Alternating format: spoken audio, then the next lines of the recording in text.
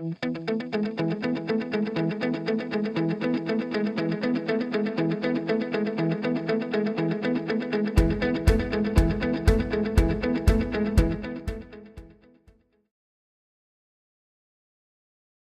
and gentlemen, please join me in welcoming Mr. Scott Ganeles.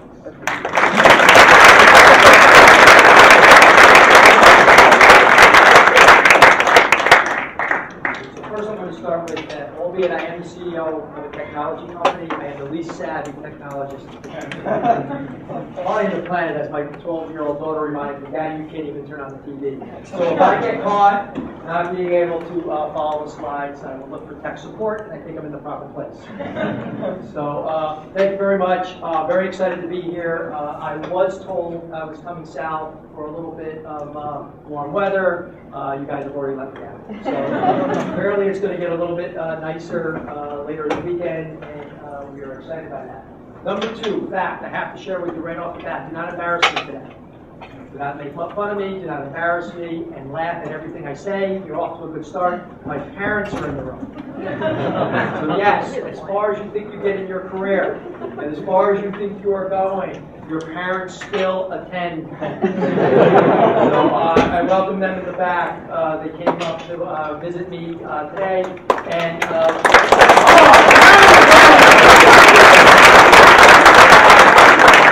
very good start. You are entrepreneurs. Understand when to clap, when to brown nose, when to laugh at the right time.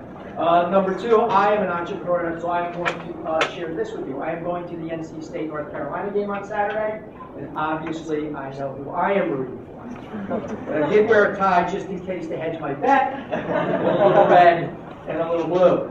So we are very excited to be here. I'm going to, because I am the son of two school teachers, I am going to tell you in the very beginning what I want you to take away from this, and then we're going to talk for a long time. Hopefully I'm not going to talk that long, because I want you guys to ask a lot of questions, and then at the end I promise you to share back with you what you're supposed to remember. Father talked about. He goes, only listen to the last 2 minutes of class, because that's what's going to be on the test. So let me tell you a little bit about myself, and thank you very much. As you could imagine, I was a political science major, and now I am the CEO of a financial technology company that deals with capital markets. So obviously, I just started off with, I did not go to college with any idea of what I wanted to do with the rest of my life.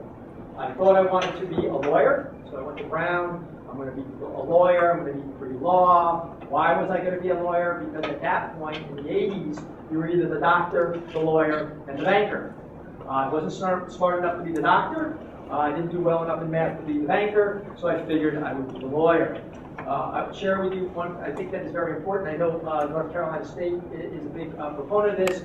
The best thing that ever happened to me is that I got a summer internship between my junior and senior year at IBM, which at that time, that's where I'm from, up in New York. IBM was the company. That was the internship to get.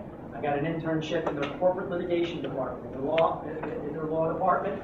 At that point, I found IBM much like you might find Microsoft today. Everybody was suing IBM. The entire world was suing IBM, and then IBM was counter-suing them.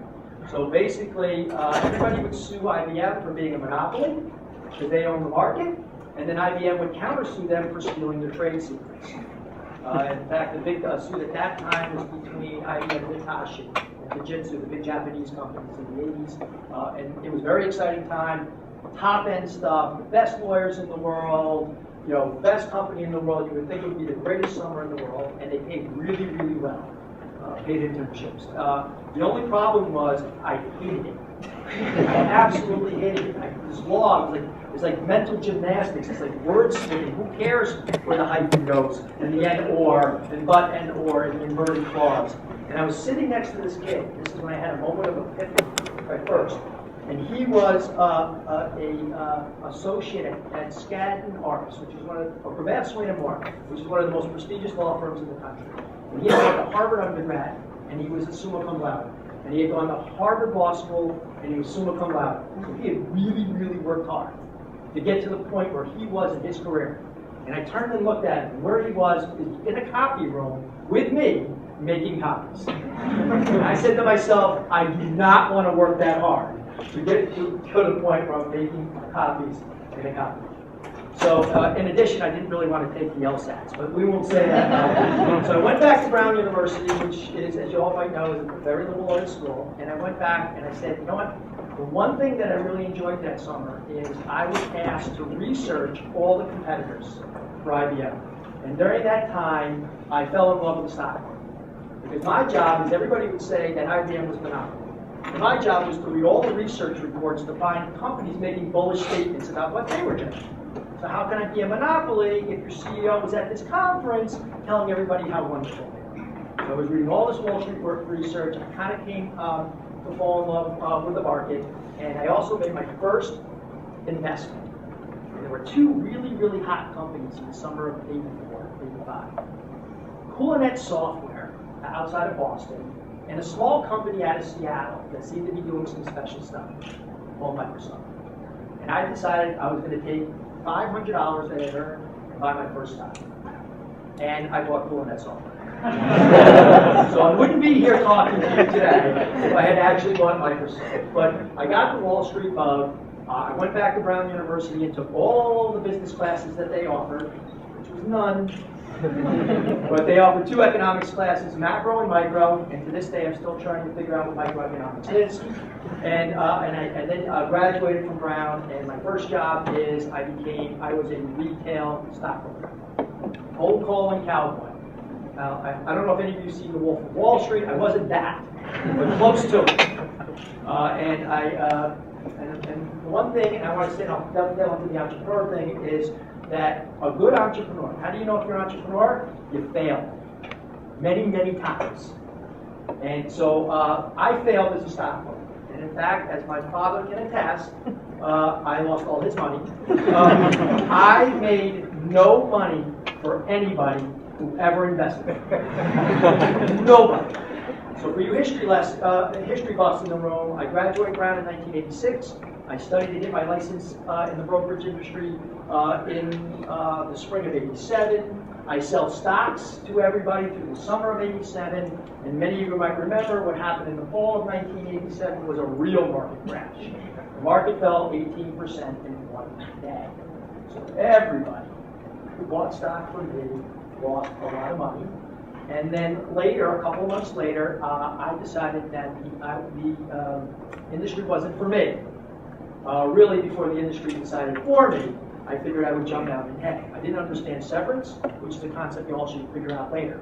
As I quit, they said, no, don't quit. We want to give you some money because we're about to lay you off. And I said, I don't want your stinking money. Later, when I was out of work for a year, I got the concept of severance, and I thought it'd be helpful. So I failed as a stockbroker, and then I picked up some new opportunities, some new jobs. And my parents were so proud of me because I became, and hopefully none of you will ever have this happen to you, I became a roofer, a bartender, and a mover. Great job. They were so proud to spend all that money with that Brown University education. I think, and my father will remember this, we had a roofing company, and there was 4 of us doing it, 1 from Wesleyan, 1 from Duke, 1 from Brown, and 1 I think went to the University of Oregon, and our average SAT scores were like, at this point it wasn't 2400, I think it was 1,250. So we marketed ourselves as the highest SAT score of any roofing company. No correlation to banging nails, trust me. I got a job, and this is the second thing I just want to quickly share with you, an entrepreneur, is get a job. And when I got a job back on Wall Street, I took it immediately because I'd been out of work for a year and a half, and I came home and my father asked me, by the way, that's really exciting, Scott. How much are you making? I said, I don't know. He goes, how could you accept a job and not know? And this is important. I go, Dad, I just want to get going. Well, a year and a half to 2 years behind everybody, I got to get my buddy back into work. I'm going to put on a suit. I'm getting rid of this tool belt, and I'm going to get back and start working towards my career. So the fact that I felt behind, the fact that I felt that I was a positive failure, I needed to catch up and I needed to move fast. And the first thing I said to myself, here's a great rule. I got into the job and said, how do I learn what they know as fast as I possibly can so I can be the smartest guy in the room? And how do you become the smartest guy in the room? It's very, very simple. you suck the brains of everybody else in the room and know one more thing. So the point being is I sat next to her and looked around the company and tried to figure out who's the best at what they do. Who here achieves it? Who here does the management team talk about? Who here seems to have all the answers? It doesn't necessarily have to be your boss. It doesn't have to be the VP. You can sense it for yourself. Look around the room when you enter a situation. Try to find out who there seems to be succeeding. Who there seems to be the people the person that people gravitate to. Sit next to them and ask them 1,000 questions and suck their brain. And then move on to the next guy. It's like take one of those things where you just and then move on, and then move on. But that's how, and I needed to catch up. And you can't learn things just by reading. You can only learn them experientially. And in some cases, you got to steal some other people's experiences and then tell the stories as if they're yours. I swear that's what you have to do, because that's how young people get experience fast. You don't want to wait till you're 50 like me to get experience. You want to be experienced at 24.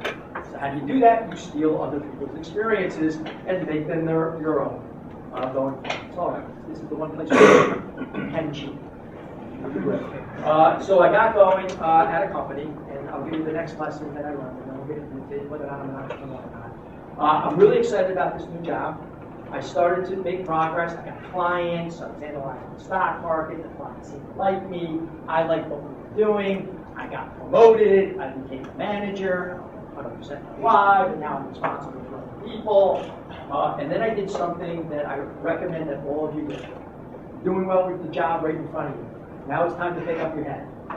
And it's time to do something, know what's going on at the company. Who are the senior people at this company who are doing special things? I'm looking for a mentor.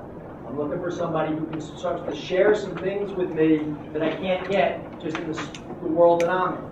And I found an individual. He was the head of business development at the firm I was with. He took a liking to me. This might also be known as brown nosing. It's fine. He took a liking to me. I worked extra. I did my work in front of me. I delivered on what my clients were, because that's your first job. And late at night, I did extra projects for this guy. And I was really excited. I was building a bond with him. He's a senior player. This is going to be great. And then he leaves. He left. He didn't even say anything to me. Just left. I'm like, oh, man. That was a pretty big waste of time.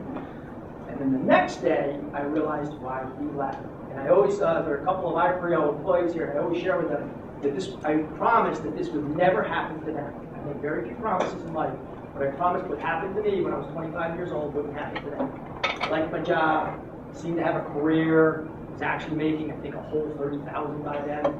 $30,000 didn't go a long way to 1988. But I was excited and making my way up. And I bought the Wall Street Journal like I did every single morning. And I opened it up. There was a picture of my CEO on the front page. And it said, we work for a proxy firm. Not what it is. It said, Proxy King to be indicted. What? And that's why I realized that the senior guy had left the day before, because he knew this was going to happen. And basically all the work I had put in went down the tubes in one day. So I promised my employees, trust me, you will never wake up one day, right, and you like your career, that I will be indicted. And he liked his clients to pay more than they should. Basically, he was overbilling his clients. And he apparently didn't like to pay as much as he should. He wasn't paying his taxes. So we had problems. The company's going down the tubes, and I have to figure out what I'm going to do with the rest of my life. And in 1990, there weren't as many options about entrepreneurs and startups. There was, do I go back to business school? Nothing against business school. I think it's a great discipline and a great institution. Not for me. I hated school. I don't want to do that, but it's definitely a big option. Do I want to work for one of my competitors? No, I don't want to work for a competitor. What do I want to do? And then I got a phone call from the guy who I'd spent a lot of time with. Actually called my mother, because I had to be back home. Things were getting a little rough. That's a sign of failure. I had to get out of the apartment, back to the mom and dad's house, consolidate your expenses again, looking for a relaunch. And he got a call. She got a call, and she said, Dave believed the call. Dave, why is he calling? I thought he was in trouble too. He's not a boss. I said, Dave, I don't know why you're calling me. I'm not involved. I'm a little analyst. I don't know what you guys do up there at the senior levels. He goes, no, Scott. He goes, I have an idea. And this is what I've been thinking about the entire time. And never thought about all the projects I had you working on. I think we should start our own company. I have a little bit of money, but I don't know how to actually do the analytics that we do here, and you do. In fact, you're the best at it. Would you like to come join the Carson Group? Carson, yeah, I'm naming it after my son. I said, who's the group? He goes, the group, it's me and you. Which I'll get to later why it's very important to do that, because you don't want to be one guy. You want to be a group on day one. And I go, and I thought to myself, and this is, I'll get into the thing, I'll probably give away half my presentation. I thought to myself, what do I have to lose? I'm making $30,000. I did the math at McDonald's, and I said, if I do 40 hours a week at McDonald's, I can probably get $24,000. So there's about a $6,000 arbitrage. There's not a lot of risk if I'm not going to get paid a lot of money. I always wanted to do something like that. I had a lot of thoughts, which we'll get to later. And I said, sure. And when I said to myself, the worst thing that can happen to me is I'll have 1 year of a startup experience and I'll have great stories to tell when I go back to business school. And that is essentially the level analysis that I did before I jumped into a startup. So we're going to share with you that I think that you shouldn't overanalyze, but I would probably argue you should do a little bit more analysis than I did. Because I had no idea what the competition was. I had no idea why people bought the service, other than the 4 people I serve. I had no idea of anything, other than the fact that the one thing I did know, and it's one of the most important things about being an entrepreneur, I had nowhere else to go. There was no backup plan. So you gotta make it work. Even if you don't know what you're doing, even if you don't realize how hard it's going to be, you need to make it work. We'll talk about it. The number one thing about entrepreneurs is there's no backup plan. No entrepreneurial venture that I know has ever been successful when they had a backup plan, because that's called cop-out. You want to cut the umbilical cord and be out in the deep end, because things are going to get tough, and they're going to go, you better paddle hard. If you knew somebody could throw you a buoy, you won't work as hard as necessary. So I got out there, got on the phone, started making some calls, realized there were big companies out there, like Thomson Financial, a company called Bloomberg. I don't know if you guys ever heard of them. We've been our mayor for the last 12 years. Reuters, Fidelity. Wow, these are some big companies. And I'm with this company called the Carson Group, which is essentially 2 guys in a rented office sitting at a desk. And we push the phone back and forth to each other. He goes, call your clients and tell them you're at the Carson Group. I'm in the office with you. And he said, call your clients and tell them you're with the Carson. And so we got going. So I'll flash the story. Call me lucky, call me smart, call me whatever you want. But in 1990, it was 7 guys in a room about the size of this. And in 2000, we sold that business to Thomson Financial. We had 200 plus people. We had offices in New York, Chicago, San Francisco, Hong Kong, London, and Brussels. We were doing close to $100 million in revenue. We had worked for over 400 different major corporations, and Thomson bought us for $200 million. It was the craziest thing over mankind. We'll look at that later.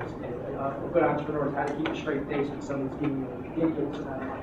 But that's the last lesson in the story is how do you actually do that. The last part I'll tell you is that what you do, and I'll just quickly say, is that he turned to me. I didn't know what to do. He was a little bit older. He said, that's an interesting offer. Let us please go downstairs, and we'd like to mull it around, and we'll come back. It's big, fancy, conference room. So we go downstairs, we go into a deli. We sit, you guys know what a deli, we sit around a little booth. I go, Dave, what are we going to do? And Dave says, we're going to sit here for about 15 minutes and pretend like we're actually mulling this over. And then we're going to come up with 2 questions that we're going to ask them. 2 asks. And we're going to ask for something more than $200 million that they're offering. He goes, yes, you have to negotiate. So we went up there, we went back up after 20 minutes, and we asked them, that's a very interesting offer. What is your 401k plan like? I looked at him and said, are you for real? Well, do you match? And so that was one of our brilliant questions. And the other question actually was a little bit more we wanted to talk about how plans for the rest of the employees. But that was that. It was a long ride, but I'm going to take you through. So now, here's my story. What is an entrepreneur and what it isn't? I'm going to share with you what an entrepreneur is not. I shared it with my father. An entrepreneur is not a dreamer. They don't dream. Everybody thinks, oh, these. Dad was confused driving. No, Dad, no, they're not dreamers, Dad. We do not dream. An entrepreneur is not a talker. We don't talk a lot. We don't talk. An entrepreneur is not an observer. That's not what we do. And an entrepreneur is not a researcher. Well, we were going to have to do that. What is an entrepreneur? Number one, an entrepreneur is a doer. Do. I tell people all the time. So, this happened. What are you thinking? And what I'm thinking is, you better start doing something. I don't care if you run left, right, be in action. Because sitting here talking about it is not going to change. Now, I'm obviously slightly exaggerating the point, but too many people analysis paralysis. We're doers. Number two, most important thing, and this is the hardest thing. It took me about 35 years to figure this one out. We're salesmen. I'm not a salesman. After the brokerage thing, I vowed I would never sell again. It felt so horrible, losing people's money. And then somebody said, yes, you are a salesman. I said, no, I'm not. I'm never selling. Yes, you are. I said, you sell every day. I'm like, what are you talking about? He goes, everybody sells every day. And he goes, you're either selling yourself. How do you think you make friends every day? Why do you think people gravitate you? You sell yourself, you're selling an idea, or you're selling a product. And the entrepreneur sells every day. The difference between an entrepreneur and just a salesman, as you think it, is sell with conviction. They're indignant about their sales. Why? Because they passionately believe it. They don't even know they're selling. It's in their DNA. They passionately believe in what they're doing. And they can't wait to tell every single person on this planet all about it. In fact, you become a bore among your friends. It became a little heavy to go out to. It's like, Scott, enough with the car seat. Can we talk about the Yankees? But that's what you got to be. You have to be a salesman. The second thing you need to do is be a problem solver. It ain't going to be easy. You probably didn't figure it out the right way when you started. But you got to figure out how to solve problems. You got to step back. You got to think and say, okay, it's fine. It looks like it's pretty challenging, but there's got to be a way out of here. There's got to be a way to get over that mountain. There's got to be a way to navigate the waters, and you have to be a problem solver. Number three, an entrepreneur is, you need to know why. That's your whole life. You can't figure out, how do these guys make money? I don't understand this orange thing. Why is it like, I drive people crazy, because that's the way I think every time. Every time I see something, I got to figure out how it works, how they make money, why people buy that product, how they made that product, where do they secure the ingredients to that. And you're constantly thinking, because that's how you're going to work. You're going to constantly think about why people do what they do, how does it actually happen, no matter what it is. You're going to have to think about how your clients' lives are. You can't just think about yourself. Why do my clients buy what they do? What challenges do they have every day? What do people need? You constantly have to be a thinker of why and how do things happen. The next one is the biggest one. Well, the last is the biggest one. The next one's very important. You're not a dreamer, but you know what you are? You're a believer. Big difference. You're not a dreamer, you're a believer. You believe in things. You believe in principles. You believe in yourself. You believe in the product that you develop. You believe in the service that you're delivering. You believe in the team that you're part of. And it's very difficult to shake that belief because it's in your core. Great entrepreneurs are great believers. Not just in themselves, they just believe in things. Very different than being a dreamer. Believers are very different, but you have to be a believer. It's nice to be a skeptic, but ultimately, the best entrepreneurs, they're not the biggest skeptics. They're not trying to figure out why people don't do things. They're trying to figure out why people do things. They might have to play defense every once in a while, but an entrepreneur loves playing offense. They'll play defense when they have to, but they want to play offense. How are we going to do it? Not why we can't. How are we? And the last one is, you got to be an action person. You got to take action all the time. You wake up, know what's demanded. What am I going to do today? How am I going to make progress? How are we going to move the ball down the field? How are we going to make a profit? Even if it's baby steps, you got to be better tomorrow.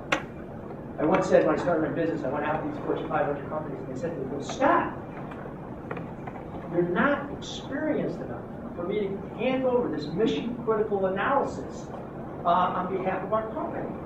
And I go, I know, but here's the best thing I have to offer you. I'll be more experienced tomorrow. That's the one guarantee I can give you in life. The guy to this day, he became a client, he said it was the best line I ever heard. Because nobody would have ever answered, no, I don't have experience, I'll get experience. I basically said, I go, that's the one thing I can guarantee you, I'll be more of tomorrow. Because I'll be a year older. But that's how you're thinking about it, not just every tongue in cheek. So, what is an entrepreneur? They're believers, they're action guys, they're salespeople, they're problem solvers, and they have a need to know why they can. What are we not? We're not dreamers, we're not researchers, we're not procrastinators. That's basically what we're not. Next word. Number one, you start a company. You're not the CEO. You did not start a company and be an entrepreneur so you can have a card, I think I have one of these, that says CEO. Because first of all, how can you be the CEO of one? There is no team. There isn't anything. You're not the CEO. And anybody who starts a company saying, oh, wow, I'm starting a company, I'm the CEO of my company, failure. Because here's what you really are. Ooh, you're accounts payable, you're HR, you're the data entry guy, you're the procurement person, you're IT, you're the janitor, you're the person who gets lunch, you're all these things. If you think you're above any of the things on here, you're going to fail. You're going to fail. In the summer when I started the Carson Group, we needed the database. We're like, well, we got to get that database, the same big database on our desktops that we used to have in our other company. We turned around and looked at each other and said, well, how are we going to get that? And basically said, here's how we're going to get it. We took out a huge book of every single asset manager in the world, and one guy read to the other guy while he typed. And then we didn't know about carpal syndrome, whatever that is. And then when he got tired after 4 hours, we said, switch! And then you became the reader, and then they became the typer, and we literally did this for 4 months, 7 days a week, 12 hours a day. Because we had to create our own database. We're data entry, and that's what you got to do. You're not above anything. And most successful people understand. Next thing. You did not start this company to make money. Anybody who starts a venture with the idea that they are starting it to become rich will fail. You will fail. You will make decisions early for a couple of bucks that are going to ultimately curtail the potential opportunities that you have. You might take more money out of the business before it's prepared to actually yield you that amount of money. You're just heads in the wrong place. You want to make money? If your life is, your goal in life is to make money, become a banker. Become a lawyer. Get a job, not an adventure. Biggest difference about being an entrepreneur, it's not a job, it's an adventure. So you're not here to make money. Just like I said this, and I'm not 100% sure as I was thinking this before I went to school, you did not go to school to get grades. You went to school to learn. Grades are a result. You did not start a company to make money. If you build a damn good company, you'll make a boatload of money. Don't worry about it. And don't ever worry about it. I only thought about money 3 times in my first venture. 3 times I thought about money. Number one, when I got married. Shoot, I got to be responsible for somebody. Maybe I should talk to my partner about me taking out a few extra bucks out of the business. Number 2, I had a baby. Oh my God, I got to buy a house. And that was the second time, 4 years later, that I'm going to think about taking a couple extra bucks out of the company. And the last time I thought about money is when that guy said $200 million. Those were the 3 times that I actually thought about over the course of 10 years. Were the only time I thought about money. Here's another thing I did. I paid people more money than me. All the time. I wasn't the highest paid. I was never the highest paid person at that company. In fact, there were 20, 25 people making more money than me. Why? Because I understood that you want talented people, you need to pay them. And those people are creating equity value for you. You're not the highest paid. You're all about the equity. You're all about building value, not taking it on a daily basis. So basically, you're setting out to provide something of value, and the money will follow. Think about that every single day. And if it's a good service or a good product, you'll make money. And if you can find talented people to do it with you, you'll make money. And if you can transfer that knowledge to somebody else and franchise it, you'll make a lot of money. And if you can figure out how to sell it to the masses, you'll make Zuckerberg money. So that, don't worry about it. Just you build something good, and the money will follow. Number one thing. Everybody says, how do I start a business? I need money. No, you don't. You need people. Unless you plan on being the only person in this company, you better go get talented people even before you go out and get money. Because a company of one is called a job. You know what they call them in our industry? We call them lifestyle businesses. Right? We've heard it's a lifestyle business. That means somebody who can't work for somebody else and he works for himself. It's not bad. That's not a company. A couple of guys who do a couple of things for a couple of people, that's called a cottage industry. It's a cottage business. That means you and your neighbor and a couple other people do a couple of things for a couple other people. That's not a company. That's not a franchise. So the first thing you need to do is get good people. And how do you get good people? You sell. It's your first sale. Because you have to go find a couple of other knuckleheads who actually believe in your wacky idea. It is going to be the hardest sale in the world. If you can sell a couple of people to join you in your dorm room and invest their time after school, not get paid, and just get fired up about your vision, I'm telling you, you didn't know it, you're a salesman. So you gotta go make your first big sale. And by the way, if you better be one good at it, but you better figure out about it, because these couple of guys, they're not your first employees. In most cases, they're your equity partners for the rest of your life. So scrutinize it. Make sure you really, really, really want to have these people part of your bench. I'll give you a quick story. So I joined the Carson Group. I'm an analyst. I'm on the analyst floor with 50 guys. You know, we worked there, we had fun, we played ball, we were on a basketball team together, we went out after work, had a couple of drinks, I had friends, and then I start my own company. So everybody brings me up and goes, Scott, dude, I'm your boy, we play ball, we drink beers, you gotta take me. No. This is a for-profit, for-keeps organization. This is important to me. I'm not doing this with my buddies. I'm not doing this with my friends. I'm doing this with the best and the most motivated. If you happen to be my friend, great. But you got to make this happen. You got to sell the best and the most motivated, and you got to figure out who. It can't just be your friends. Who should it be? Know who you are and who you're not. First time, very difficult. We're young. You got to be self-reflective. That's hard. Who am I? What am I good at? What am I not good at? Your partner should be your alter egos. What do you naturally like to gravitate to? Find just as talented people who will naturally gravitate to the things you don't. Mistake number one. I'm not good at this, but you are. No, he's really not. It's just that you don't want to do it. So that's not exactly what I'm talking about. That's called deflection. I don't want to do it, you do it. You really need to, I'm not good at it, but I want to find the best at it. And you might actually have to do it. So these important people is, who are you? What are you not? What does your franchise need? Who are you? What are you not?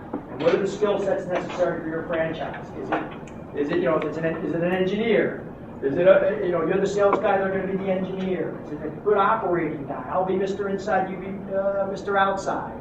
Whatever. I don't have any organization. It's a people business. You're good with people. I'm not. I'll talk to the clients. You handle all the people in the service industry. Figure that out, because that's what you're going to want to pair yourself up to. And the last thing is, when you go to raise capital, raise it as a group. I thought Dave Gleason was insane when he said we were part of the Carson Group when it was two of us. But he knew something I didn't. People don't invest just in an individual who says they're going to go out and get people. They want to see a group. Why? I love seeing 3 young people come in and talk to me about a new business. Because you know what I think? Oh my God, one of these knuckleheads sold these other 2 knuckleheads to be here. So I know I got a salesman. I don't know which one it is, but this is a group, so 3 people believe in this. And as an investor, that means something. There's 3 people who appear talented. First thing I ask, are you buddies? And then I kind of discount. No, we're not buddies at all. We happen to be classmates or something. Oh, okay, so you actually joined this thing with serious conviction. What were you? And then the next thing you ask, what were you doing before? And they said they were doing something of merit. Oh, you ever heard the word opportunity cost? You actually had something better to do than be here with your buddy. That's now this is exciting. 3 talented people who could be doing a bunch, who all came to the conclusion that what we're talking about might have some value, and they actually have something better to do with their life. You think it's simple? You go out and talk to VCs and private equity. That's the first thing they think of. I'm actually on a road show I was sharing as we speak. So actually for the last 2 weeks, other than today, I've been out meeting with investors, very large investors, KKR, Carlyle. If you look up these names, hundreds of billions of dollars that they invest in companies. And you know what they say? The number one criteria, even they buy huge companies. The number one criteria, management. We'll make a $20 billion bet on management. So my point being is that at the highest level of a pyramid of investing, they make decisions the same way as an angel investor will when you go out and ask for your first $50,000, other than from your mother or father who have to do it. But that's what we call independent verification. And that's the next thing we always say. Independent verification of your idea is somebody that's not a relative decided to invest in this. Very important. We do discount mom and dad.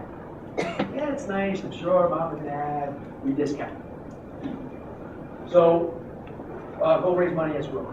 Get a couple guys with you to join me. How do I get the money? This is one of the things I want to share with you guys today. How do I get the money? I want the money. How do I get the money? Can you give me the money? That doesn't work. I really, really need the money. That doesn't work. I won't waste your money. That doesn't work. That's not all. So here's what I want to share with you. It's called the myth of the business plan. And some of these things are things that were told, and I was told, that are not necessary. Number one, don't exhaust your idea. I do not need 100 pages on what you're about to endeavor. It's not necessary. Because I'll tell you, I will show you the first business plan for the Carson Group. It was 100 pages. And of the 20 things that we said we were going to do, we did 2. We never even got to the other 18.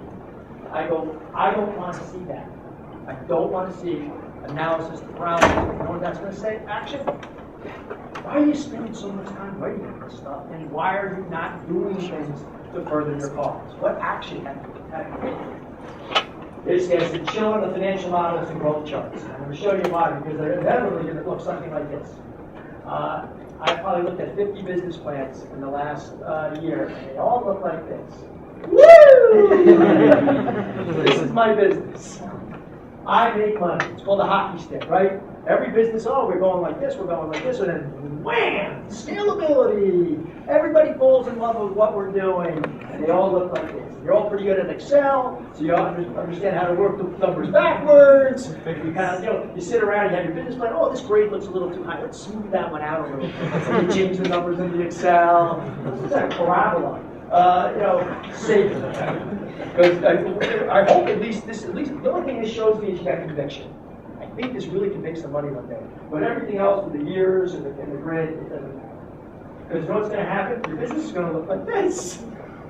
Right? Actually, I'm going to give you guys the down today. It's going to look like this. It's really going to flatline, and then it's going to go up like the air, and then it's going to go back, and then it's going to flatline. You're going to have to ask for more money, and really have some conviction, and the next day it's going to take off. So save that. Save this whole thing. Here's what you're going to do. So what does need to go on paper? And I'm going to ask you guys, as we walk through, what of these are essential or not? Well, the first thing is, please, don't anybody say this isn't essential. You damn well better know what it is. And you think this is crazy. I've actually had guys that come in to explain it to me, and it's not that you have to explain it to an idiot. Don't come in and use words that there's not a chance in hell I know. Explain it simply. Very simple, no matter, especially you guys. You guys are probably doing very complex things. You have very complex ideas on things to do. Engineering ideas, statistical ideas, quantitative modeling, this, that. You gotta make it simple. I gotta know what it is. I gotta get my arms around it. Oh, I get it. Simple analogies are good. Works great. Dumb it down. Somebody once told me, Scott, the brightest person in the world can explain every single business through the lemonade stand. I never knew what he was saying. And then I got it. Of course you can. Right? There's customers, there's the product, there's ingredients, cost of sales, cost of ingredients, distribution, and it's it. There it is. Okay. Number 2, you got to do this. You need to know you need to know who needs it and why. This is by far the most important thing. By far the most important thing. Who needs what you're doing and why? This is the person who figures everything out in life. This is why people need it. This is why they're going to need it. It might not be very important. You might say, and why are they going to do it? Is it a secular trend? Is it a generational issue? I love those because I guess at that time, you don't understand generation. You're still on BlackBerry. This is where the world's going. So it could be a generational thing that you're saying. It could be an issue where you've actually observed somebody doing something and it doesn't make sense and it's choking what they're trying to achieve in efficiencies, and you got a better tool.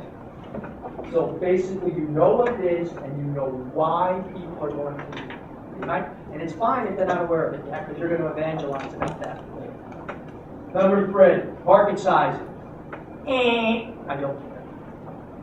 You're asking me for $50,000 as an angel investor. I don't care if it's a $10 million market. Who cares? I go, you need to worry about, is it a $10 million market? Is it anyone? So yes, you should have some vague idea as to what the size of this market might be for what you're doing, but do not exhaust yourself telling me that your competitors one day are going to be Facebook, Google, and Yahoo. It doesn't matter. I go, yes, and today they have no idea who you are. So let's save the time. That's going to probably knock out about 20 pages out of the 100 pages. So we're going to save our time on that one. Does anyone else do it or have an alternative to it? You got to know this. And here's the craziest thing, and I get guilty of every time. Do you have any competition? No, nobody's the same as me. Fidelity has no competition because we're so unique and we're so different from everybody else. We don't have any competition. Baloney. You do. And you need to express that to somebody else. Because when somebody says they have no competition and then nobody does this, that might mean that nobody needs it. So if nobody does it, it probably means that nobody needs it, because I know you're not the smartest person on this planet. So at least I want to know, these are the types of people who do something like what I'm trying to do. And an idiot buyer might confuse us. I don't care, because you're so unique and you want to be unique. But an idiot might confuse you with somebody else. Share that with me. So, because you might, because this ultimately is your competition.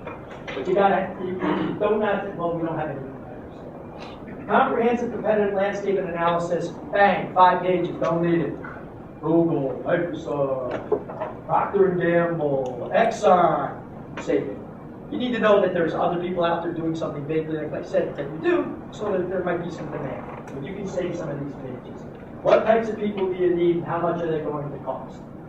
Very, very, very important. Because if you're the only person who can do what you do, what is that?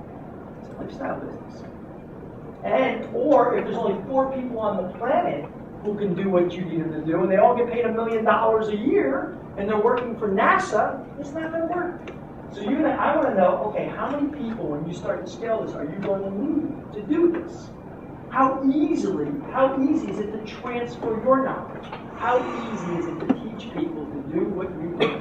Whether that's from the development, production, service, the analytics, I want to know that. And what do you think these people are going to cost you? If it's a service business, there's your cost. Your salary structure is going to be 75% of your cost. It's a service business. You got to know if you're going to plan on having 50 franchises, that you actually know there's 50 people who can operate a franchise in the way you want. I want to know this. If you want to know how easily you can make employees, or how many of those are out there that you can attract. Very, very important. More businesses die in the bottom of the year. And how much do they cost? And they all make $100,000. You're going to pay them 20? You're a good salesman. If you can pull that off, I'm all for it. Well, I'm going to give them all equity. Well, that's great, because you're going to have no equity left. So let's at least have an understanding of what they're going to do. You don't need to go that far, because I've actually seen this one, and I thought it was absurd. But I can't tell you how many business plans I see where people start talking about the employee benefits. I said, we're really saving the employee benefits. I love employees, and I'm very pro of that. We don't even have a product yet. So we're not really caring about the all. We're really good to my employees, because good, healthy employees do better work, and I have a real full benefits plan. Stop. We don't need that right now. I barely worry about that now. Scalability. They're here tonight. I had a couple guys, and I said, you're damn right. It's got to be. Scalability and knowledge transfer, huge. I've talked about it 3 times. Transfer of knowledge. You can teach other people what you do. It's not rocket science. Or if it is rocket science, you're the best teacher in the world, and you can actually teach it to somebody as student as I am. Number 2, how scalable is your business? This is extremely important. Can you only make 5 ever? Or you just basically told me your business is going to be only so big. How many of these can you make? how scale and how many people do you need to do it? And you always have to add another person every time you want to make one more. That's not a scalable business. Oh, I'm going to hire a person every time I have to actually make another line. So we want to know how scalable your business is and how many people you can actually teach it to. But now I'm starting to think, damn, man, this might actually be something that could be a $25 million plus business. Because that's how we think. We see your business plan, we watch you come in, we go 0 to 10, 10 to 25, 25 to 50, 50 to 100, 100 plus. You size it up literally within an hour of you talking to us. Oh, this is a $10 million little business. It's not that scalable. Knowledge transfer is tough. It's a kind of a niche type thing. It's about probably a $10 million franchise versus something that you say, hey, I think this guy, they can break out. And they can get to 25. If you get to 25, you can get to the rest. The hardest thing for a business to do is to go from 0 to 25. That's where they all die or stop. They either die or they just kind of peter out. Once you get over 25, you're probably scalable. You probably have a lot of people there to do it. You have sales, you have customers, you have a referral base, you have an operating plan. You're ready to go. You know, they might not always make it, but you have the foundation to actually be something special. The next one is analyze product price versus cost of sales and delivery. You have to do this.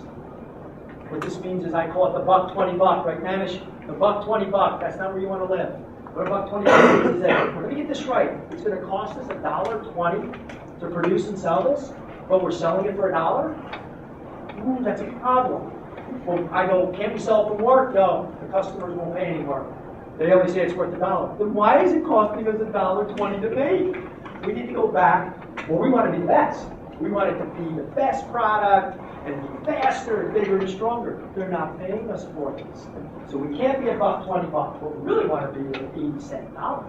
Or you like those margins where your cost is 60 and you sell it for $1. But you need to understand this, because I see many businesses start where actually they build a whole cost structure and a whole delivery and a whole distribution channel that ends up costing them more money than what they can actually sell the product. And here's the problem. You don't find that out until 3 years later. Or 4 years. So you burned all your investors' money. Mom and dad are angry. The independent verified guy is coming to look for you. Hopefully it wasn't a loan shark because it's going to get for you with money. And all the other guys that you sold into the business actually just wasted 3 years of life. Better know this one up front. Better have a decent idea about this. Startup cost and burn rate's the same thing. Let somebody get this right. You're asking for $100,000. When do you think you're going to run out of money? A month from now? Well, no. You need more than $100,000. And the guy always says, I love the model where the money just starts to run out right when all the customers start buying. No margin for error. Perfect on the model, right? Here we're going, we have a burn rate, we're losing money, and then bang, 18 months into it, boom, our sales go up 200%, and we're profitable forever. There's about a 3-month window in there where you have to really manage things. No. We like cushion. So try to understand your cost structure so you don't burn through your money before you actually even have a product or where you're actually just starting to sell the product. The money's running out. But you will not make a sale. As great as your product is, you will not make a sale the day after it's ready to go. It just won't happen. So at least understand this. Long-term financials and margins and profit, I don't care. You want to figure it out later because you might not even get there if you figure this out. If you messed up on your short-term financials, you don't have to worry about long-term financial profits. Don't spend that much time. And the last one, and this is the one I couldn't believe. It actually happened to me 2 weeks ago. Contact info. The guy said business plan, he left. He didn't even put his name on it. I actually had no means to call him back if I was actually excited by what he gave me. So you better stamp your name, your number, all over the place. It should be on every page. If you forgot, here's where you can find me, and here are the 15 different ways to find me. What you guys don't have to worry about. The way you don't want to be found is I call, and you're on a voicemail with your buddies partying in the back. No, try to find a different way for me to call you where I don't have to actually hear your buddies in the back. Where's the voicemail that comes in? Where you're doing a goofy thing. Yo! Leave it at the number! Find something new. What's the contact? I'm sure they've all told these guys 1,000 times. I'm always shocked to call somebody up and make them an offer. It's like, yo, leave the number. And like, go back to HR. Really? Is this the person who we're going to hire? So just, and especially if you're asking for real money, let's get that professional way actually fine. Bing, and we're on. So now you got some money. How do I get this thing off the ground? So you found a couple knuckleheads to join you. They got a lot of conviction. You got a couple of people, in addition to mom, dad, grandma, and your ADM.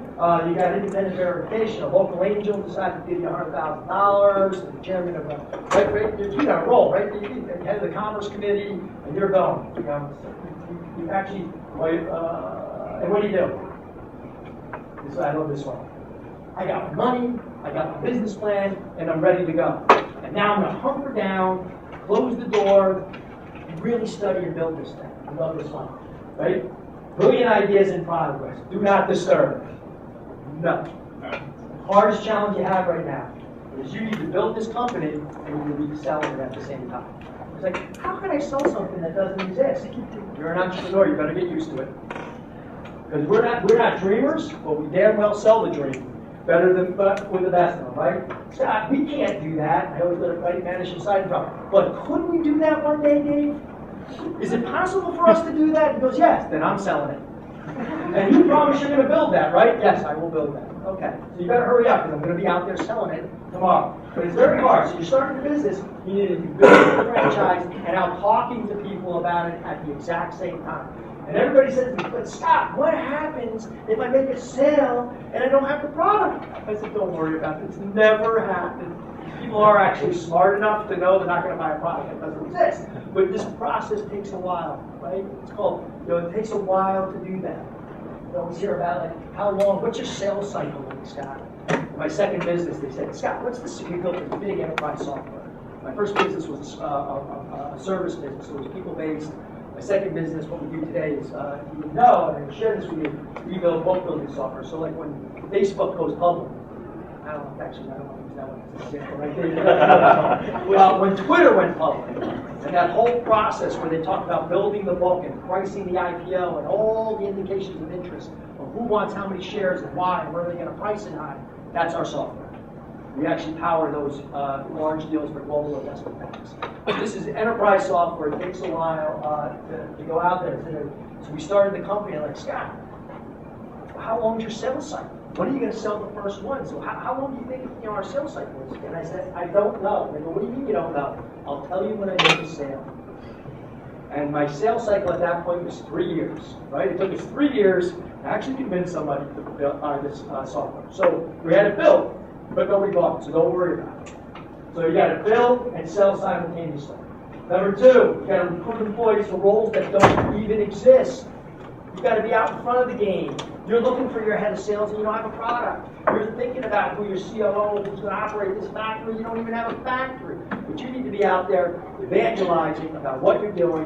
Because talented people don't make, the best people don't make decisions overnight. They want to hear about it. It takes a while. It's a long sales cycle. So you're out selling people a product that doesn't exist, and you're selling people jobs that don't exist. But you don't care because you're an entrepreneur. You're a believer. This is going to happen. You feel good about it. Bill Sherman, my partner to this day, always tells me that I hoodwinked him, that I was a liar when I went out and actually interviewed him in that bar over 4 pictures when he was 25 years old. He goes, you lied to me. I said, Bill, I did not lie to you. So 20 years later, we're still arguing about this. The guy has so much money, he doesn't know what to do with it, right? He's still arguing with me that I lied to him that day I was out recruiting him. He goes, you told me you were working for 8 clients. And when he came in that first day, he went up and said, hey, let me look at your client roster. And there were 2. And then there were 6 other names. He goes, who are these guys? These are people we're working for. And he didn't ask the question that he should have asked in the interview process. Do these people pay you? No, but I'm working for them. They just don't know it yet. I'm analyzing their stock on their behalf. They're not aware of it. See, I was out selling Bill. We worked for 8 people. Why did I have to do that? Because I'm a problem solver. Because what happened is I was out selling my product. And they said, Scott, this is great. Do you have any referrals? Damn, I was in a quandary. I was out in the parking lot. I go, this is hard. I go, how do I get clients without having clients? How do you do this? Because every client wants a referral. And I came back because I'm a problem solver with a genius idea. We're going to do what we call our Adopt a Client program. Each one of us is going to pick a company. They don't know it. And we're going to adopt them. And we're going to work on their behalf. And we're going to analyze things. And we're going to figure out things. And we're going to consult for them. And we're going to call them up and tell them we're doing this. And they're going to say we're crazy. And I say, we know we're crazy, but we're kids and we're working hard. If I come up with a good idea, would you mind incorporating it? And the smart one said, why not? This young kid wants to work on my behalf for free. I'll let him do it. What did I just achieve? I had referrals. And I didn't have to lie. I could say I was working for 8 major companies. What happened to Sears? You're not going to adopt Fred's Army. You got to adopt Sears, Lockheed Martin. We adopted IBM. And so that's what you got to do. So you got to recruit employees because you got to be an evangelist and have conviction. And then you got to build a sales pipeline for that product that isn't finished. You have no problem with that, right? Because if you can sell air to your buddies, you sure as hell can sell air to people who don't exist. But you trust your team. And that team, which is in many cases you, because you trust yourself, is going to deliver. And always be thinking, hiring, and selling in your area. Forever and ever and ever. The entrepreneur, the leader. And maybe by now you actually can call yourself the CEO because you actually have people around you. It's supposed to be a year and a half. Where are we going to be tomorrow? Where are we going to be tomorrow? Where are we going to be tomorrow? What do we got to do tomorrow? That's your job. And you got to sell it to your people. You got to sell it to your clients because your clients don't want to keep it stale. Where are we going to be tomorrow? So that's your job. And my last thing I'm going to share with you guys, a very important piece of advice that I can tell everybody. Do not follow anyone else's advice, including mine. And what I mean by this is I watched myself almost work myself into a busy, and I watched a lot of young people do this. Everybody's got to put in their 2 cents. Every book you read, your aunt, your uncle, your friends, your mentors, very successful people who have all these ideas are going to tell you what you should do with your business. And that's great, because you should listen all the time. But you should remember one very important thing. What did I say? Your business. This is your business. It's nobody else. And you have strong convictions. So you should only take what you can make your own. If it's somebody else's idea and it works for them, it might not work for you. Listen to everything.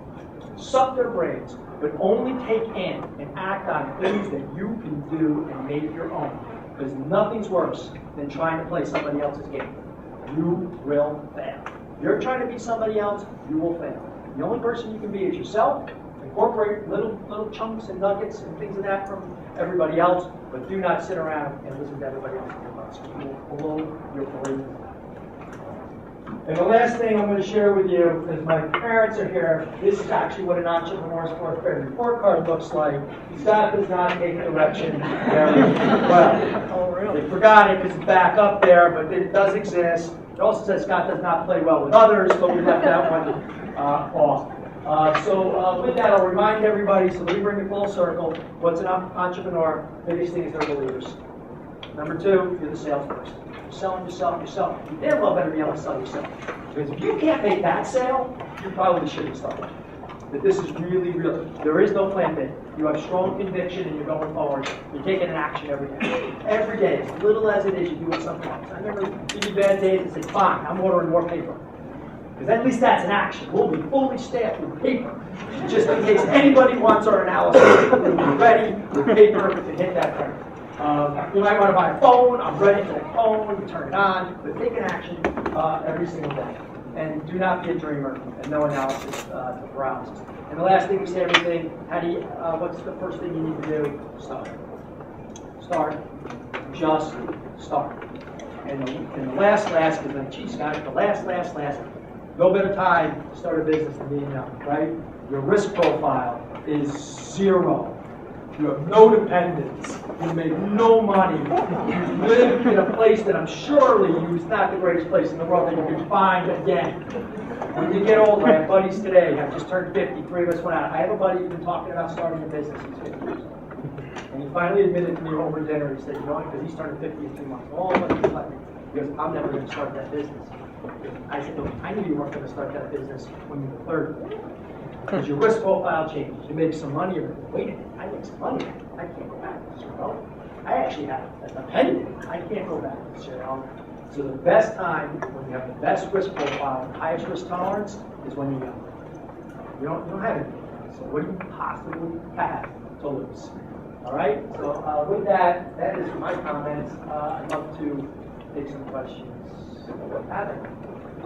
And do have plans here, just in case you have none. That's why Mom and Dad are here. What are some common pitfalls of intellectual property? 2 things.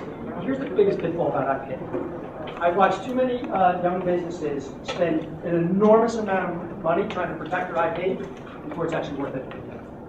So it's like, I see them, oh, I got the IP, and you patent attorney, I need this, and I go, you probably do, but why don't you get started first, build it, and then memorialize it? Because number one, it takes a long time. Number two, you might not sure you're actually going to get patents or full IP. You might be lucky if you get a trademark to get going and start. At some point, you're going to do it. And we didn't protect our IP at Ipreo until almost 7 years into it. And the best way to protect your IP, you have to kill a product and have customers. So, I don't know if that's, but don't kill yourself with it right in the beginning. Any other questions? I read there was an interview or a press release mentioning the reason you moved to this area was that the warm weather. the talent was here. That's certainly true as far as inexperienced talent from the state to the city manager. As far as experienced talent, which is finite, and there's certainly a shortage, how do you, as a lesser-known entity moving into a new market, deal with competing with Cisco, GSK, MetLife moving 1,000 IT jobs a year, Citrix moving into their share file site? Yeah, well, that's the question of the day, and one of the things that we spent a lot of time analyzing before this decision. I will tell you, we are very excited to say we've already hired 75 people in less than 4 months. So we did a pretty good job. With that, we offer, we have no competition with job. So we do offer something different. For somebody working at a Cisco, the way we present our job is that it's a frontline application, and you will get to talk to the customer who uses your software every day. It's a lot different. You know, Cisco, you build a product and you don't actually talk to the person who's actually using that switch when you're using it. We build trading systems, and when you build those systems, you will ultimately, especially when it's not working, be on the phone with the actual end customer, and that's a different experience than you have with Cisco. The other thing that we did is that that's kind of our tech side, you know, so we're very, you know, our customers are the biggest and best in the world. You know, it's exciting to be working on Twitter right now, and knowing that your software is powering one of the largest deals that everybody's doing now.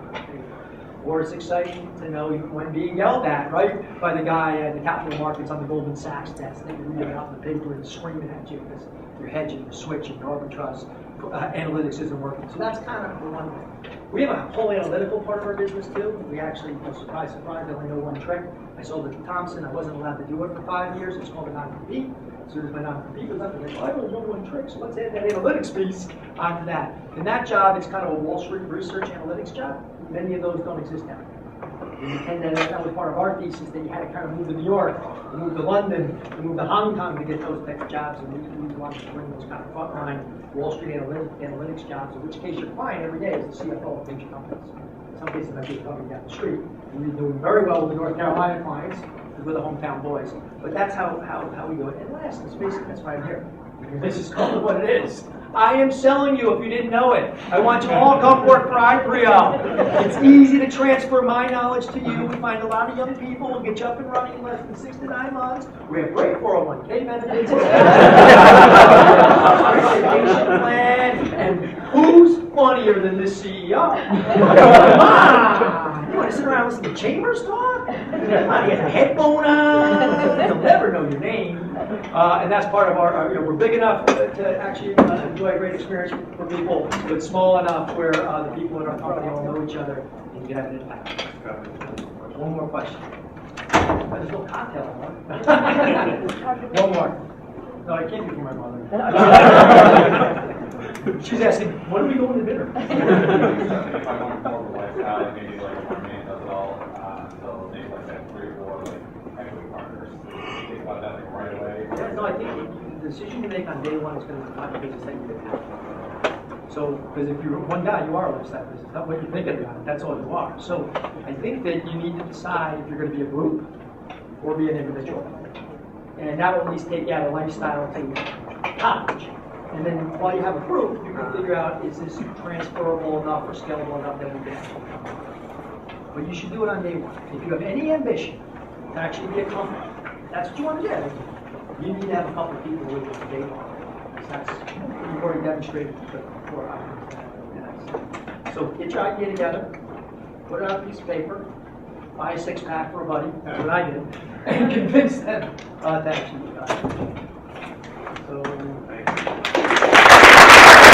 So.